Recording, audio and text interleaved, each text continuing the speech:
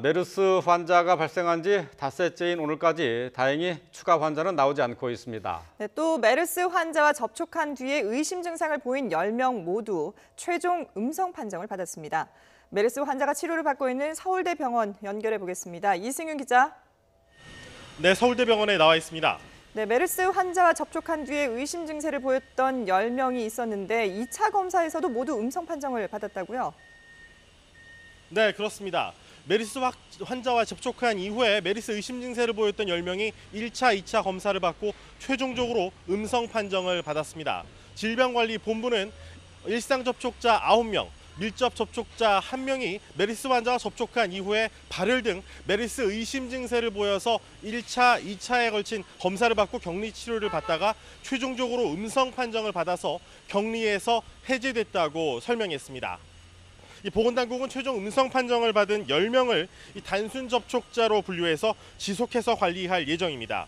보건당국은 또 확진자와 접촉한 외국인 115명 가운데 연락이 되지 않은 30명의 소재 파악에 주력하고 있습니다. 특히 외국인 여행자들은 국내에서 사용하는 휴대전화가 없고 숙소만 적어둬서 동선 파악에 난항을 겪고 있습니다. 한국인 단순 접촉자 가운데서는 1명이 연락을 받지 않고 있습니다. 모두 31명의 행박이 확인되지 않았는데 규정상 격리 대상은 아니지만 담당 공무원에게 매일 체온 등 건강 상태를 전화로 보고하는 능동형 감시는 받아야 합니다. 확진자가 병원에 갈 때 이용한 택시를 그 이후에 탄 승객의 행방도 일부 파악되지 않은 상태입니다. 보건당국은 리무진 택시의 결제 내역 24건 가운데 22건은 확인해서 승객 25명을 단순 접촉자로 관리하기로 했지만 2건을 결제한 승객들의 연락처는 아직 파악하지 못했습니다. 침이나 가래 등 호흡기 분비물로 감염될 수 있는 호흡기 질환은 밀폐된 공간에서 환자가 머무른 뒤 2시간 이내가 위험합니다. 환자가 택시에서 내린 뒤 2시간 이내에 탑승한 승객은 모두 2명으로 확인됐고 이상 증상은 없는 상태입니다.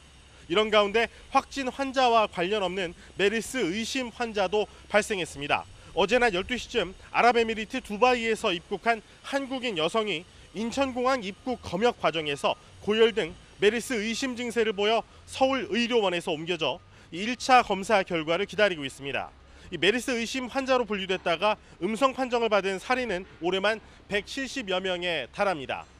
지금 이곳 서울대 병원에서 격리 치료를 받고 있는 60대 메르스 확진 환자는 현재 거동이나 의사소통에 전혀 문제가 없고 상태에도 커다란 변화는 없습니다. 질병관리본부는 환자의 상태가 위중하지 않고 가장 중요한 바이털 사인인 호흡이나 혈압에 전혀 문제가 없는 상태라고 설명했습니다. 지금까지 서울대병원에서 YTN 이승윤입니다.